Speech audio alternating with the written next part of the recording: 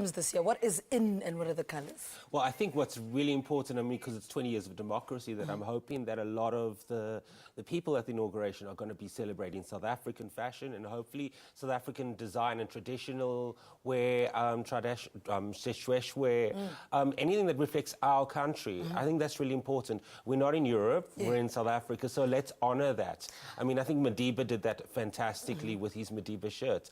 And it's sad that not a lot of politicians have taken up that. I have to say, though, I haven't seen anybody in Africa. Well, maybe 3 or 4 people in African design. I've seen, very retro. What's in this season, apart from, 20 years of democracy and celebrating our heritage? Well, I mentioned that because, if you look globally, what's happening is there's a lot of African prints on the catwalk. Michelle Obama's been wearing Gwen African Stefani, prints. I've seen Yes. That's a really strong trend. There's lots of colour. Colour's always great. Yellow is like a very big colour at the moment, and lots of blues as well, because it's calming. What is a fashion no-no for such an event? We were talking about flat shoes, that you cannot be in flat shoes at an event like that. Well, you know what? What people tend to forget is, especially when it comes to the First Ladies, there's protocol. They have to follow certain rules. So, for instance, the First Ladies can't cover their arms. They have to have their arms covered.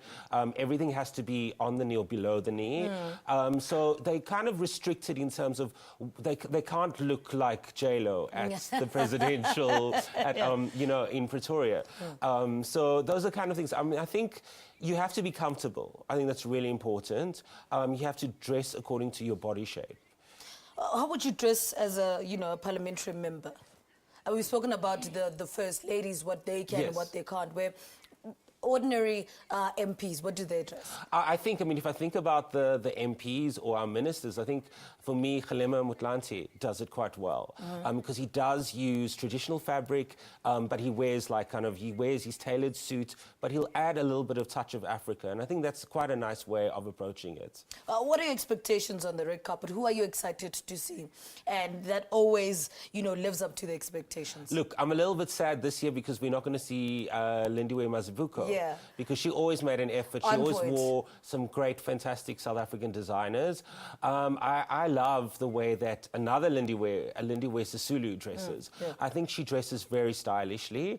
And I think that in terms of the First Ladies, Thobeka Mabhida. I think Thobeka Mabhida is really becoming out of a shell over the last few years. The outfit she wore, I think, for the opening of Parliament earlier this year, with the red striking colour. I'm looking forward to see what she's going to be wearing today. All right. Let's wait and see what she gets on. Craig, thank you so much for talking to us. Thank you for having me. Designer Craig Jacobs sharing his input on this year's inauguration red carpet, which is happening as we speak in Pretoria.